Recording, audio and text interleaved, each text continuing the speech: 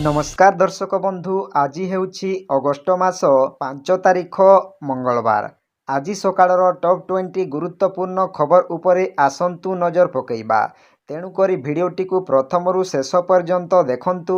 Video को गोटे like करंतु एवं मो चैनल को प्रथमे आसीथिले गोटे सब्सक्राइब करी ऑल नोटिफिकेशन को ऑन करंतु। फलरे एहीपरि नुआ नुआ खबर मो चैनल साहाय्य आपण माने प्रथमे पाई परिबे एवं आपण माने केउ सबु जिल्ला गुडी को देखुछंती ताहा सबु कमेंट माध्यम रे मतामत देबे। तो आसंतु आजिर खबर उपरे नजर पकेइबा। आजिर प्रथम खबर सुभद्रा भौणींको सह आलोचना कले मुख्यमंत्री प्रभाती परिडा। विभाग को चिठी लेखिबा पाई सुभद्रा भौणी को परामर्श देले प्रभाती परिडा। सुभद्रा टंकारे कोन करिसंती चिठी लेखि जणांतु। सफल बिजनेस मॉडल को वेबसाइट रे स्थानित करा जिवो। राखी पूर्णिमा अर्थात अगस्ट 9 तारिख रे सुभद्रा उपभोक्तांको अकाउंट को टंका पठा जिवो। पूर्वरु 3टी किस्ती टंका मिलिथिबा बेले चतुर्थ किस्ती टंका अल्प दिन रे अकाउंट को पठा जिवो। राज्यर महिला को स्वावलंबी करबा उद्देश्य रे राज्य सरकार सुभद्रा योजनार प्रचलन करिसंती। जेउ सुभद्रा हिताधिकारी ए पर्यंत टंका पाई नाहंती निश्चय आपण माने कमेंट साहाय्य मतामत दियंतु। परवर्ती खबर चिताबाघ आक्रमण रे 2 वर्षीय झीवर मृत्यु। गुजरात रो गिर सोमनाथ जिल्ला रे चिताबाघ आक्रमण रे जणे 2 वर्षर झीवर मृत्यु घटिछि। शिशुटीर मृतदेह 500 मीटर दूर रे एक आंब बगीचारू मिलिछि। गिर सोमनाथ जिल्लार उना तालुकार भाचा गाँव रे विलंबित राति रे एक चिताबाघ घरे शोइथिबा 2 वर्षर शिशु को उठाई नैथिला। तार मृतदेह परदिन घर ठारू 500 मीटर दूर रे थिबा एक आंब बगीचा रे मिलिथिला। मृत शिशुटी राजवीर भूपत भाई सोलांकी बोली चिन्हट होइथिबा बेले तार बयस मात्र 2 वर्ष थिला। घटना दिन राति प्राय गोटिए समय रे चिताबाघटी हठात एक खोला कुड़िया रे शोइथिबा राजवीर को आक्रमण करी ताकू नेगला। आक्रमण रे भयभीत होई राजवीर को बापा तुरंत चिताबाघ पछरे दौड़िले किंतु से तांको पिला को बंचाई पारिले नहीं। चिताबाघ राजवीर को बेक को कामुड़ी तांकू हत्या कला एवं तापरे तांको मृतदेह को आंब बगीचा रे छाड़ी चलीगला। परवर्ती खबर ओभाल रे खेला जाइथिबा पंचम तथा शेष टेस्ट मैच रे भारत इंग्लैंड ठारू विजय छड़ाई नहीं सीरीज रो ड्र करिछि। इंग्लैंड को जितिबा पाई 374 रन आवश्यक थिला।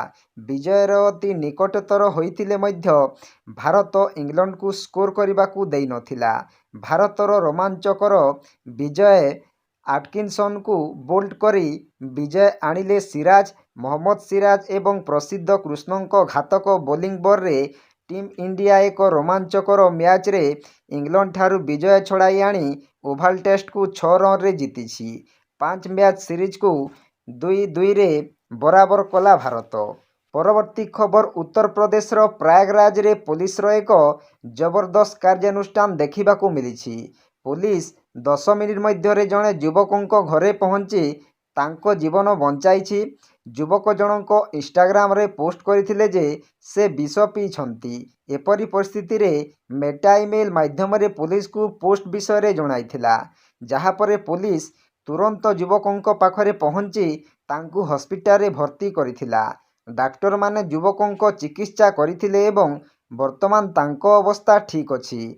एही मामला प्रयागराज रो फुरफुंडी फुरमुक्ति थाना अंचल सामना को आसीछि। जेउठारे सेठारे रहुथबा जणे युवक मूसा विष खाई इंस्टाग्राम रे पोस्ट करथिले एवं एहा उल्लेख करथिले एवं पोस्ट रे आत्महत्या करबा विषय रे मध्य लिखिथिले। परवर्ती खबर ओटीटी प्रश्नपत्र लीक परे माध्यमिक शिक्षा परिषद बोर्ड रो उपसभापति निहार रंजन महांती को गिरफ करिछि क्राइम ब्रांच।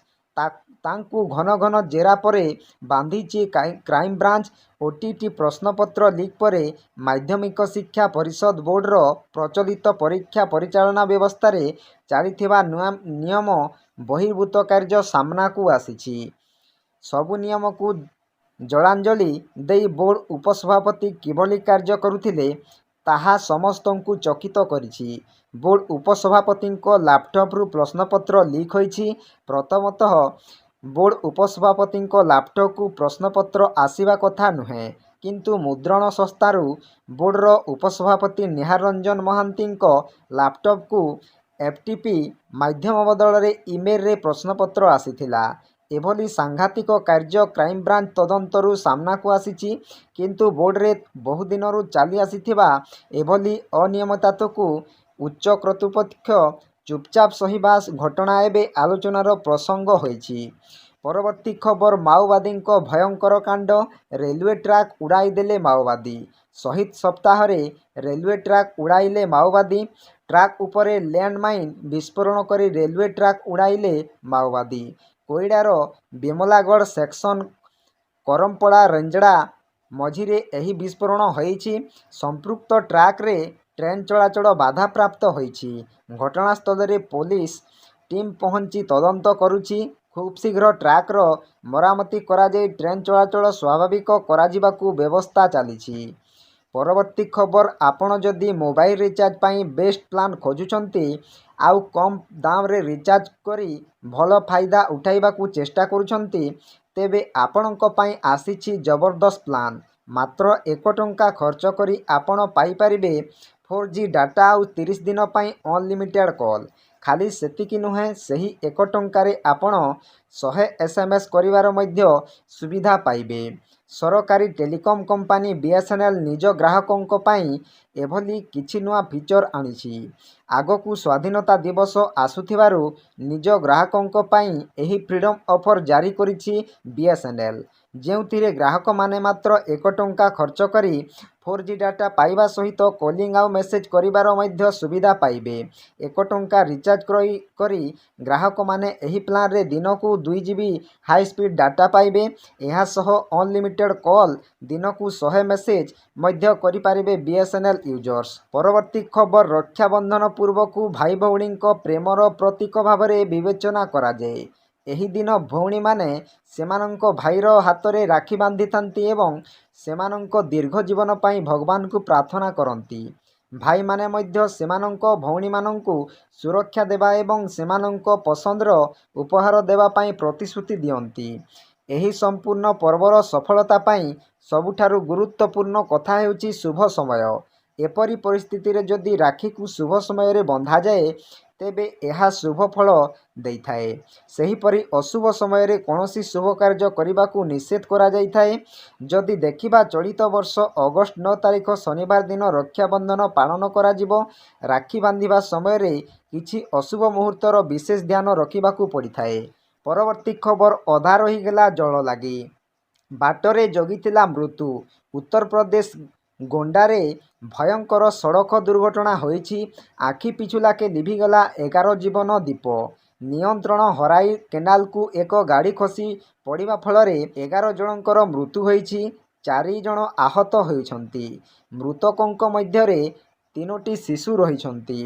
ଗାଡ଼ିରେ ମୋଟ 15 ଜଣ ଥିଲେ। ଆହତଙ୍କ ଅବସ୍ଥାର ଗୁରୁତର ରହିଛି। ସମସ୍ତେ ପୃଥ୍ୱୀନାଥ ମନ୍ଦିରରେ ଜଳଲାଗି କରିବାକୁ ଯାଉଥିଲେ। ମୁଖ୍ୟମନ୍ତ୍ରୀ ଯୋଗୀ ଆଦିତ୍ୟନାଥ ଅଘଟଣକୁ ନେଇ ଶୋକ ପ୍ରକାଶ କରିଛନ୍ତି। ମିଳିଥିବା ସୂଚନା ଅନୁସାରେ ଗୋଣ୍ଡା ମଜିଦଙ୍କ ଥାନା ସିହାଙ୍ଗା ଓ ଖପରପୁରରେ ଏହି ଭୟଙ୍କର ଦୁର୍ଘଟଣା ହୋଇଛି। ଘଟଣାସ୍ଥଳରେ ଉପସ୍ଥିତ ଲୋକେ ପୁଲିସକୁ କହିଛନ୍ତି କି ଲଗାତାର ବର୍ଷା ଯୋଗୁଁ ନଦୀକୂଳ ରାସ୍ତା ଧୋଇ ହୋଇ ଯାଇଥିଲା। ଗାଡ଼ିର ସ୍ପିଡ୍ ଟିକେ ଅଧିକ ଥିଲା। ଅଚାନକ ଗାଡ଼ିଟି ନିୟନ୍ତ୍ରଣ ହରାଇ ଦେଖୁ ଦେଖୁ କେନାଲକୁ ଖସି ପଡ଼ିଥିଲା। ସ୍ଥାନୀୟ ଲୋକ ପ୍ରଥମେ ସେଠାରେ ପହଞ୍ଚି ଲୋକଙ୍କ ଉଦ୍ଧାର କାର୍ଯ୍ୟରେ ଲାଗିଥିଲେ। ପୁଲିସକୁ ଅଘଟଣ ବାବଦରେ ଜଣାଇଥିଲେ। ସୂଚନା ପାଇ ପୁଲିସ ଓ ଉଦ୍ଧାରକାରୀ ଟିମ୍ ଘଟଣାସ୍ଥଳରେ ପହଞ୍ଚିଥିଲେ। ପରବର୍ତ୍ତୀ ଖବର, ଗତ ଜୁଲାଇ 26 ତାରିଖରେ ବଲଙ୍ଗାରେ ଜଣେ ନାବାଳିକାଙ୍କ ଦେହରେ ନିଆଁ ଲଗାଇ ଦେଇଥିଲେ ଦୁର୍ବୃତ୍ତ।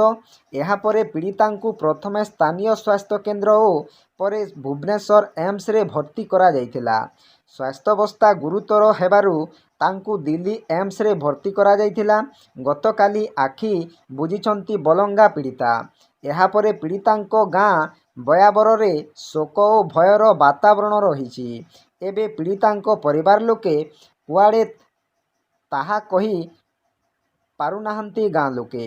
ଗାଁର ସୁରକ୍ଷା ବ୍ୟବସ୍ଥା କଡ଼ାକଡ଼ି ହୋଇଛି। ଆଜି ଓଡ଼ିଶା ଆସିବ ବଲଙ୍ଗା ପୀଡ଼ିତାଙ୍କ ମରଶରୀର। ଦିଲ୍ଲୀ ଏମ୍ସରେ ମୃତଦେହ ବ୍ୟବଚ୍ଛେଦ ପ୍ରକ୍ରିୟା ଆରମ୍ଭ ହୋଇଛି। ଶବ ବ୍ୟବଚ୍ଛେଦ କରିବା ପରେ ପରିବାର ଲୋକଙ୍କୁ ହସ୍ତାନ୍ତର କରାଯିବ।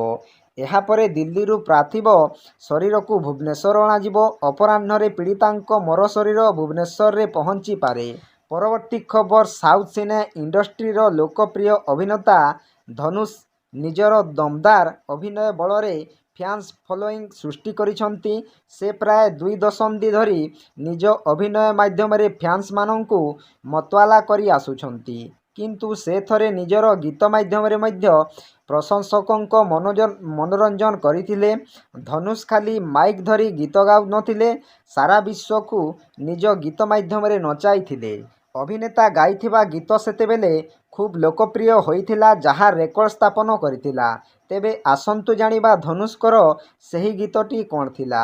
ଧନୁଷ ଯେଉଁ ଗୀତ ଦ୍ୱାରା ସାରା ବିଶ୍ୱକୁ ନଚାଇଥିଲେ ତାହା ହେଉଛି କୋଲାଭେରୀ ଡି। 2012 ମସିହାରେ ଆସିଥିବା ତାମିଲ ସାଇକୋଲୋଜିକାଲ ଥ୍ରିଲର ଫିଲ୍ମ 3ରେ ଏହି ଗୀତଟି ଥିଲା, ଯାହା ୟୁଟ୍ୟୁବରେ ସେହି ସମୟରେ ଅନେକ ରେକର୍ଡ ସୃଷ୍ଟି କରିଥିଲା। ପରବର୍ତ୍ତୀ ଖବର ଋଣ କରି ଅନଲାଇନ୍ ଗେମ୍ରେ ଲକ୍ଷାଧିକ ଟଙ୍କା ହାରିବା ପରେ ମାନସିକ ଭାରସାମ୍ୟ ହରାଇ ଆତ୍ମହତ୍ୟା ଉଦ୍ୟମ କରିଛନ୍ତି ଜଣେ କ୍ରୀଡ଼ା ଶିକ୍ଷକ। ସୌଭାଗ୍ୟବଶତଃ ପତ୍ନୀ ଠିକ୍ ସମୟରେ ପହଞ୍ଚିଥିବାରୁ ବଞ୍ଚି ଯାଇଛନ୍ତି। ଅନଲାଇନ୍ ଗେମ୍ରେ ଏମିତି ସାଂଘାତିକ ପରିଣତି ଦେଖିବାକୁ ମିଳିଛି କୋରାପୁଟ ଜିଲ୍ଲା ନାରାୟଣପାଟଣାରେ। ନାରାୟଣପାଟଣା ସରକାରୀ ହାଇସ୍କୁଲର କ୍ରୀଡ଼ା ଶିକ୍ଷକ ରାଜେଶ ମହାପାତ୍ର କିଛି ମାସ ହେଲା ଅନଲାଇନ୍ରେ ଜୁଆ ଖେଳୁଥିଲେ, ଯାହା ପରବର୍ତ୍ତୀ ସମୟରେ ତାଙ୍କର ଗୋଟିଏ ଅଭ୍ୟାସରେ ପରିଣତ ହୋଇଥିଲା। ନିଜ ସଞ୍ଚିତ ଟଙ୍କା ଖେଳରେ ହରାଇବା ପରେ ବି ଚେତା ପଶି ନଥିଲା। ତେଣୁ କରଜ କରି ଟଙ୍କା ବାଜି ଲଗାଇଲେ। ଲକ୍ଷାଧିକ ଟଙ୍କା ଋଣ କରିବା ପରେ ଆଉ ସୁଝିବାକୁ ସକ୍ଷମ ହୋଇନଥିଲେ। ପରବର୍ତ୍ତୀ ଖବର ବଲଙ୍ଗା ପୀଡ଼ିତାଙ୍କ ମୃତ୍ୟୁ ପରେ ସରକାରଙ୍କୁ ଘେରିଲା କଂଗ୍ରେସ। ସରକାରଙ୍କ ଉପରେ ବର୍ଷିଛନ୍ତି କଂଗ୍ରେସ ମୁଖପାତ୍ର। କହିଲେ ପୀଡ଼ିତାଙ୍କ ବୟାନ ବାରମ୍ବାର ରେକର୍ଡ କରାଯାଇଛି। 6 ଦିନ ପୂର୍ବରୁ ଉପମୁଖ୍ୟମନ୍ତ୍ରୀ ପ୍ରଭାତୀ ପରିଡ଼ା ମଧ୍ୟ ସେ ଧୀରେ ଧୀରେ ସୁସ୍ଥ ହେଉଥିବା କଥା କହିଥିଲେ। କେମିତି ତାଙ୍କ ମୃତ୍ୟୁ ହେଲା? ଏହା ଆତ୍ମହତ୍ୟା ନୁହେଁ, ଷଡ଼ଯନ୍ତ୍ର କରି ହତ୍ୟା। କଂଗ୍ରେସ ନେତ୍ରୀ କହିଛନ୍ତି, ଝିଅର ବାପା କହୁଛନ୍ତି ଝିଅର ମାନସିକ ସ୍ଥିତି ଠିକ୍ ନଥିଲା। ଅନ୍ୟପଟେ ପୁଲିସ କହୁଛି କାହାର ସମ୍ପୃକ୍ତି ନାହିଁ। ସରକାର ଏହି ମାମଲାକୁ ଚାପି ଦେବାକୁ ଚାହୁଁଛନ୍ତି। 7 ଦିନ ଭିତରେ ଡିଜି ଯଦି ମାମଲାର ସମ୍ପୃକ୍ତି ଥିବା 3 ଅଭିଯୁକ୍ତଙ୍କୁ ନ ଧରିଲେ ଡିଜି ଅଫିସ ଘେରାଉ କରିବୁ। ପୁଲିସର ହଠାତ୍ ରାତି ଅଧିଆ ଟ୍ୱିଟ୍ ଅନେକ ସନ୍ଦେହ ସୃଷ୍ଟି କରୁଛି। ପରବର୍ତ୍ତୀ ଖବର ସେ ତେଲୁଗୁ ଏବଂ ତାମିଲ ଚଳଚ୍ଚିତ୍ରର ଜଣେ ଜଣାଶୁଣା ଅଭିନେତ୍ରୀ ଥିଲେ। କିନ୍ତୁ ତାଙ୍କ ବିରୁଦ୍ଧରେ ଦେହ ବେପାର ଅଭିଯୋଗ ଆସିଥିଲା, ଯାହା ତାଙ୍କ କ୍ୟାରିୟରକୁ ନଷ୍ଟ କରିଦେଇଥିଲା। ପରେ ସେ ରାଜନୀତି ଜଗତରେ ପ୍ରବେଶ କରିଥିଲେ। ଏହି ଅଭିନେତ୍ରୀଙ୍କ ବିରୋଧରେ ଅଭିଯୋଗ ଏକ ଚାଞ୍ଚଲ୍ୟ ସୃଷ୍ଟି କରିଥିଲା। ପୁଲିସ ତାଙ୍କୁ ଗିରଫ କରିଥିଲା, କିନ୍ତୁ ପରେ ସେ ଅଭିଯୋଗରୁ ନିର୍ଦ୍ଦୋଷ ସାବ୍ୟସ୍ତ ହୋଇଥିଲେ। ସେ ହେଉଛନ୍ତି ଅଭିନେତ୍ରୀ ଭୁବନେଶ୍ୱରୀ। ଏହା 2009ର ଘଟଣା। ଭୁବନେଶ୍ୱରୀଙ୍କୁ ଦେହ ବେପାର ଅଭିଯୋଗରେ ଗିରଫ କରାଯାଇଥିଲା। ତାଙ୍କ ଜୀବନ ବହୁତ ବିବାଦୀୟ ହୋଇପଡ଼ିଥିଲା। କିଛି ବର୍ଷ ପୂର୍ବରୁ ଖବର ଆସିଥିଲା ଯେ ତାଙ୍କ ଜୀବନ ଉପରେ ଏକ ଡାର୍ଟି ପିକ୍ଚର ତିଆରି କରିବାକୁ ଚାହୁଁଥିଲେ। ସେଥିପାଇଁ ସେ ଅନେକ ପ୍ରଯୋଜକଙ୍କ ସହ ମଧ୍ୟ ଯୋଗାଯୋଗ କରିଥିଲେ। ଭୁବନେଶ୍ୱରୀ ଟିଭି ଧାରାବାହିକ ଗୋକୁଲମ ଭିଡୁରେ ଖଳନାୟିକା ଭୂମିକାରେ ଅଭିନୟ କରି ଚର୍ଚ୍ଚାକୁ ଆସିଥିଲେ। ଏହାପରେ ସେ କୁରୁକୁରେ ଚଳଚ୍ଚିତ୍ର ମାଧ୍ୟମରେ ତେଲୁଗୁ ଚଳଚ୍ଚିତ୍ରରେ ଡେବ୍ୟୁ କରିଥିଲେ। କିଛି ସମୟ ମଧ୍ୟରେ ଭୁବନେଶ୍ୱରୀ ଟେଲିଭିଜନ ଏବଂ ଚଳଚ୍ଚିତ୍ର ଜଗତରେ ଏକ ଜଣାଶୁଣା ଚେହେରା ହୋଇଯାଇଥିଲା। ପରବର୍ତ୍ତୀ ଖବର ସ୍ଥଗିତ ହେଲା ଅମରନାଥ ଯାତ୍ରା। ପ୍ରବଳ ବର୍ଷା ଏବଂ ଭୂସ୍ଖଳନ ଯୋଗୁଁ ଗୋଟିଏ ସପ୍ତାହ ଆଗରୁ ଅମରନାଥ ଯାତ୍ରା ସ୍ଥଗିତ କରାଯାଇଛି। ଆସନ୍ତା 9 ଅଗଷ୍ଟ ପର୍ଯ୍ୟନ୍ତ ଯାତ୍ରା ଚାଲିବାର ଥିଲା, କିନ୍ତୁ ପ୍ରବଳ ବର୍ଷା ଯୋଗୁଁ ରାସ୍ତା ଖରାପ ଥିବାରୁ 3 ଅଗଷ୍ଟରେ ହିଁ ଏହାକୁ ବନ୍ଦ କରାଯାଇଥିଲା। କାଶ୍ମୀରର ଡିଭିଜନାଲ କମିଶନର ବିଜୟ କୁମାର ବିଧୁରୀ କହିଛନ୍ତି ଯେ ବର୍ଷା ଯୋଗୁଁ ଯାତ୍ରା ରୁଟ୍ଗୁଡ଼ିକରେ ବହୁତ କ୍ଷତି ହୋଇଛି। ବାଲତାଳ ଏବଂ ପହଲଗାମ ଉଭୟ ରୁଟ୍ରେ ମରାମତି କାର୍ଯ୍ୟ କରାଯିବ, ତେଣୁ ଯାତ୍ରାକୁ ବନ୍ଦ କରିବାକୁ ପଡ଼ିଛି। ସେ କହିଛନ୍ତି ଯେ ରୁଟ୍ଗୁଡ଼ିକରେ ମେସିନ ଏବଂ କର୍ମଚାରୀଙ୍କ ନିରନ୍ତର ନିୟୋଜିତ ଯୋଗୁଁ ଯାତ୍ରା ପୁନଃ ଆରମ୍ଭ କରିବା ସମ୍ଭବ ନୁହେଁ। ଅମରନାଥ ଯାତ୍ରା ଜୁଲାଇ 3ରେ ଆରମ୍ଭ ହୋଇଥିଲା ଏବଂ 9 ଅଗଷ୍ଟରେ ରକ୍ଷାବନ୍ଧନ ଦିନ ଶେଷ ହେବାର ଥିଲା। ଚଳିତ ବର୍ଷ ଏପର୍ଯ୍ୟନ୍ତ 4.10 ଲକ୍ଷ ଭକ୍ତ ଅମରନାଥ ଯାତ୍ରା କରିଛନ୍ତି। ହେଲେ ଗତ ବର୍ଷ 5.10 ଲକ୍ଷରୁ ଅଧିକ ଭକ୍ତ ଯାଇଥିଲେ। ପରବର୍ତ୍ତୀ ଖବର ଓଡ଼ିଆ ଚଳଚ୍ଚିତ୍ର ଦୁନିଆର ପରିଚିତା ନାୟିକା ଅର୍ଚ୍ଚିତାଙ୍କ ବିପକ୍ଷରେ ବାବୁସାନ, ଅନୁଭବ, ସବ୍ୟସାଚୀ, ଅରିନ୍ଦମ, ବୁଦ୍ଧାଦିତ୍ୟ ଓ ଆକାଶ ଭଳି ଆଗଧାଡ଼ିର ନାୟକ ଏକାଧିବାର ବଡ଼ ପରଦାରେ ନଜର ଆସିଛନ୍ତି। ହେଲେ ଅଲିଉଡ଼ରେ ଏପରି 3 ଜଣ ଅଭିନେତା ଅଛନ୍ତି ଯେଉଁମାନେ କେବଳ ଥରେ ଅର୍ଚ୍ଚିତାଙ୍କୁ ନାୟିକା ଭାବେ ପାଇଛନ୍ତି ଏବଂ ତାଙ୍କ ସହ ପରଦାରେ ରୋମାନ୍ସ କରିଛନ୍ତି। ଆସନ୍ତୁ ଜାଣିବା କିଏ ସେମାନେ ଓ କେଉଁ ଓଡ଼ିଆ ଛବିରେ ଅର୍ଚ୍ଚିତାଙ୍କୁ ସେମାନଙ୍କ ସହ ଦେଖିବାକୁ ମିଳିଛି। ଚଳିତ ବର୍ଷ ମୁକ୍ତିଲାଭ କରିଥିବା ପାଦେ ଆକାଶ ଓ ବୋଉ ଭୂତରେ ପ୍ରଭାବଶାଳୀ ଅଭିନୟ କରି ପୁଣି ଚର୍ଚ୍ଚାରେ ରହିଛନ୍ତି ଅଲିଉଡ଼ର ଲୋକପ୍ରିୟ ନାୟିକା ଅର୍ଚ୍ଚିତା। ଏବେ ତାଙ୍କ ଅଭିନୀତ ଭିନ୍ନ ସ୍ୱାଦର ଛବି ଡେଲିଭରି ବୟ 2ରେ ବଡ଼ ପରଦାକୁ ଆସୁଛି। ଏଥିରେ ତାଙ୍କୁ ନୂଆ ରୂପରେ ଦେଖିବାକୁ ମିଳିବ। ଅର୍ଚ୍ଚିତା ଅଲିଉଡ଼ର ଅଧିକାଂଶ ଅଗଧାଡ଼ିର ନାୟକ ବିପକ୍ଷରେ ଅଭିନୟ କରିଥିବା ବେଳେ ତାଙ୍କ ଡେବ୍ୟୁ ଫିଲ୍ମର ନାୟକ ସହ ସେ କେବଳ ଗୋଟିଏ ଛବିରେ ଆସିଛନ୍ତି। ପରବର୍ତ୍ତୀ ଖବର ଆଜି 2 ଦିନିଆ କେନ୍ଦୁଝର ଗସ୍ତରେ ଯିବେ ମୁଖ୍ୟମନ୍ତ୍ରୀ ମୋହନ ଚରଣ ମାଝୀ। ମୁଖ୍ୟମନ୍ତ୍ରୀ ପୂର୍ବାହ୍ନ 10:30ରେ ଜିଲ୍ଲାପାଳଙ୍କ କାର୍ଯ୍ୟାଳୟରେ ପରିସରରେ ଏକ ଶିକ୍ଷାରଥ, ଆମ୍ବୁଲାନ୍ସ ସେବା ଓ ମା ତାରିଣୀଙ୍କ ନଡ଼ିଆ ସଂଗ୍ରହ ଗାଡ଼ିର ଶୁଭ ଉଦ୍ଘାଟନ କରିବେ। 11ଟାରେ ଦରବାର ହଲ୍ଠାରେ ଜିଲ୍ଲାର ଉନ୍ନୟନ କାର୍ଯ୍ୟକ୍ରମର ସମୀକ୍ଷା କରିବେ। ଅପରାହ୍ନ 3ଟାରେ କେନ୍ଦୁଝର ଷ୍ଟାଡିୟମରେ ରାଜ୍ୟସ୍ତରୀୟ ସାହାଣୀ କପ୍ର ଫାଇନାଲ ଫୁଟବଲ ମ୍ୟାଚକୁ ଉଦ୍ଘାଟନ କରିବେ ବୋଲି ଜିଲ୍ଲା ସୂଚନା ଓ ଲୋକସମ୍ପର୍କ ବିଭାଗ ପକ୍ଷରୁ ସୂଚନା ଦିଆଯାଇଛି। ମୁଖ୍ୟମନ୍ତ୍ରୀ ସୋମବାର ଭୁବନେଶ୍ୱର ପ୍ରତ୍ୟାବର୍ତ୍ତନ କରିବେ ବୋଲି ବିଶ୍ୱସ୍ତର ସୂତ୍ରରୁ ସୂଚନା ମିଳିଛି। ପରବର୍ତ୍ତୀ ଖବର ଅପରେସନ ସିନ୍ଦୁର ପରେ ପ୍ରଥମ ଥର କ୍ରିକେଟ ପଡ଼ିଆରେ ହେବ ଲଢ଼େଇ। ମୁହାଁମୁହିଁ ହେବେ 2 ପାରମ୍ପରିକ ପ୍ରତିଦ୍ୱନ୍ଦ୍ୱୀ ଭାରତ ପାକିସ୍ତାନ। କ୍ରିକେଟ ପିଚରେ କମ୍ପିବେ ଫ୍ୟାନ୍ସ, ଜୋରଦାର ହେବ ମୁକାବିଲା। ଚୌକା ଛକାରେ କମ୍ପିବ ଷ୍ଟାଡିୟମ। ଆରମ୍ଭ ହେବାକୁ ଯାଉଛି ଏସିଆ କପ୍ 2025।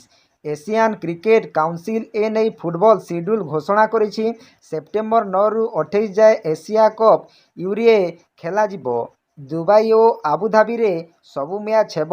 ଆଫଗାନିସ୍ତାନ ଓ ହଂକଂ ମଧ୍ୟରେ ଶେଖ୍ ଜାୟେଦ ଷ୍ଟାଡିୟମରେ ଉଦ୍ଘାଟନୀ ମ୍ୟାଚ୍ ଖେଳାଯିବ। ସେପ୍ଟେମ୍ବର 14ରେ ଭାରତ ଓ ପାକିସ୍ତାନ ମଧ୍ୟରେ ହାଇ ଭୋଲ୍ଟେଜ୍ ମ୍ୟାଚ୍ ହେବ। ସେପ୍ଟେମ୍ବର 28ରେ ଦୁବାଇରେ ଫାଇନାଲ ଫାଇଟ୍ ହେବ। ପରବର୍ତ୍ତୀ ଖବର ଆଇଇଡି ବିସ୍ଫୋରଣରେ ରେଲୱେ କର୍ମଚାରୀଙ୍କ ମୃତ୍ୟୁ ଘଟଣାରେ ସହାୟତା ଘୋଷଣା। ସିଏମଆରଏଫରୁ 10 ଲକ୍ଷ ସହାୟତା ଘୋଷଣା କଲେ ମୁଖ୍ୟମନ୍ତ୍ରୀ। କାର୍ଯ୍ୟରତ କି ମ୍ୟାନ୍ ଇଟୁଆ ଓରାମଙ୍କ ପରିବାର ପାଇଁ ସହାୟତା ଘୋଷଣା କଲେ ସରକାର। ଦୁଃଖ ପ୍ରକାଶ ସହ ପରିବାରବର୍ଗଙ୍କ ପ୍ରତି ସମବେଦନା ଜଣାଇଲେ ମୁଖ୍ୟମନ୍ତ୍ରୀ। ଆଜି ଶହୀଦ ସପ୍ତାହରେ ମାଓବାଦୀଙ୍କ ବଡ଼ ଧରଣର ହିଂସା ଦେଖିବାକୁ ମିଳିଛି। ଲ୍ୟାଣ୍ଡମାଇନ୍ ବିସ୍ଫୋରଣରେ ଉଡ଼ାଇ ଦେଲେ ରେଲୱେ ଟ୍ରାକ୍। ବିମଲାଗଡ଼ ସେକ୍ସନ କରମପଡ଼ା ରେଞ୍ଜଣା ମଝିରେ ଆଜି ବିସ୍ଫୋରଣ କରିଛନ୍ତି ମାଓବାଦୀ। ସମ୍ପୃକ୍ତ ଟ୍ରାକ୍ରେ ଟ୍ରେନ୍ ଚଳାଚଳ ପ୍ରଭାବିତ ହୋଇଛି। ତେବେ ରେଲୱେ କର୍ମଚାରୀଙ୍କ ମୃତ୍ୟୁ ଘଟଣାରେ 10 ଲକ୍ଷ ଟଙ୍କା ସହାୟତା ଘୋଷଣା କରିଛନ୍ତି ମୁଖ୍ୟମନ୍ତ୍ରୀ ମୋହନ ଚରଣ ମାଝୀ। ପରବର୍ତ୍ତୀ ଖବର କଟକରେ ପୁଣି ଏକ ବସ୍କୁ 12 ଲକ୍ଷ ଟଙ୍କା ଜରିମାନା। ଏକ ଘରୋଇ ବସ୍କୁ 12,92,909 ଟଙ୍କା ଫାଇନ୍ ହୋଇଛି। କଟକ ଆରଟିଓ ପକ୍ଷରୁ ଏହି ଫାଇନ୍ କରାଯାଇଛି। 2023 ମସିହା ମେ ମାସରୁ ବସ୍ ମାଲିକ ଟ୍ୟାକ୍ସ ଫାଙ୍କିଥିବା ଅଭିଯୋଗ ରହିଛି। ସେହି କର ବାବଦକୁ 4,55,364 ଟଙ୍କା ଏବେ ଜରିମାନା ବାବଦକୁ 8,37,545 ଟଙ୍କା ଫାଇନ୍ କରାଯାଇଛି। ଗତକାଲି ସ୍ୱରାଜ ନାମକ ଏକ ବସ୍ ମାଲିକଙ୍କୁ ଏହି ଫାଇନ୍ କରାଯାଇଛି। ନିକଟରେ କଟକରେ ଏକ ଘରୋଇ ବସ୍କୁ 10 ଲକ୍ଷ ଟଙ୍କାର ଚାଲାଣ କରିଥିଲା। ପରବର୍ତ୍ତୀ ଖବର ଜୀବନ ଯୁଦ୍ଧରେ ହାରିଗଲେ ବଲଙ୍ଗା ପୀଡ଼ିତା। ଏତେ ଦିନର ସଂଘର୍ଷ ପରେ ଜୀବନ ହାରିଛନ୍ତି ପୀଡ଼ିତା। ଆଖି ବୁଜିଲେ ବଲଙ୍ଗା ପୀଡ଼ିତା। ଦିଲ୍ଲୀ ଏମ୍ସରେ ଚିକିତ୍ସାଧୀନ ଅବସ୍ଥାରେ ମୃତ୍ୟୁ ହୋଇଥିବା ସୂଚନା। ଗୁରୁତର ଅବସ୍ଥାରେ ଭୁବନେଶ୍ୱର ଏମ୍ସରୁ ଦିଲ୍ଲୀ ଏମ୍ସକୁ ହୋଇଥିଲେ ଏୟାରଲିଫ୍ଟ। ବଲଙ୍ଗା ପୀଡ଼ିତାଙ୍କ ମୃତ୍ୟୁ ପରେ ଏକ୍ସ ଯୋଗେ ସୂଚନା ଦେବା ସହିତ ଶ୍ରଦ୍ଧାଞ୍ଜଳି ଜଣାଇଛନ୍ତି ମୁଖ୍ୟମନ୍ତ୍ରୀ ମୋହନ ଚରଣ ମାଝୀ। ଏକ୍ସ ହ୍ୟାଣ୍ଡେଲରେ ମୁଖ୍ୟମନ୍ତ୍ରୀ ଲେଖିଛନ୍ତି, ବଲଙ୍ଗା ଘଟଣାରେ ପୀଡ଼ିତା ଝିଅଟିର ମୃତ୍ୟୁ ଖବର ଶୁଣି ମୁଁ ଗଭୀର ଭାବେ ମର୍ମାହତ। ସରକାରଙ୍କ ସମସ୍ତ ପ୍ରୟାସ ଏବଂ ଏମ୍ସ ଦିଲ୍ଲୀରେ ବିଶେଷଜ୍ଞ ଡାକ୍ତରୀ ଦଳଙ୍କ ଅହୋରାତ୍ର ଚେଷ୍ଟା ସତ୍ତ୍ୱେ ତାଙ୍କ ଜୀବନ ରକ୍ଷା କରାଯାଇ ପାରିଲା ନାହିଁ। ମୁଁ ଝିଅଟିର ଅମର ଆତ୍ମାର ସହଗତି କାମନା କରୁଛି ଏବଂ ଏହି ଅପୂରଣୀୟ କ୍ଷତିକୁ ସହିବା ପାଇଁ ତାଙ୍କ ପରିବାରଙ୍କୁ ଶକ୍ତି ମିଳୁ ବୋଲି ଈଶ୍ୱରଙ୍କ ନିକଟରେ ପ୍ରାର୍ଥନା କରୁଛି। ତ ଆପଣମାନେ କିଛି ସମୟ ଭିତରେ 20ଟି ଖବର ବିଷୟରେ ଜାଣିପାରିଲେ। ଆପଣମାନଙ୍କୁ କେମିତି ଲାଗିଲା ନିଶ୍ଚୟ କମେଣ୍ଟ ମାଧ୍ୟମରେ ମତାମତ ଦେବେ ଏବଂ ଆପଣମାନେ କେଉଁ ସବୁ ଜିଲ୍ଲା ଗୁଡ଼ିକରୁ ଦେଖୁଛନ୍ତି ତାହା ସବୁ କମେଣ୍ଟ ମାଧ୍ୟମରେ ମତାମତ ଦେବେ। ଭିଡ଼ିଓକୁ ଗୋଟିଏ ଲାଇକ୍ କରନ୍ତୁ ଏବଂ ମୋ ଚ୍ୟାନେଲକୁ ପ୍ରଥମେ ଆସିଥିଲେ ଗୋଟିଏ ସବସ୍କ୍ରାଇବ୍ କରି ଅଲ୍ ନୋଟିଫିକେସନକୁ ଅନ୍ କରନ୍ତୁ, ଫଳରେ ଏହିପରି ନୂଆ ନୂଆ ଖବର ମୋ ଚ୍ୟାନେଲ ସାହାଯ୍ୟରେ ଆପଣମାନେ ପ୍ରଥମେ ପାଇପାରିବେ। ଭିଡ଼ିଓକୁ ଏଇଠି ଏଣ୍ଡ କରୁଛି। ଜୟ ଜଗନ୍ନାଥ।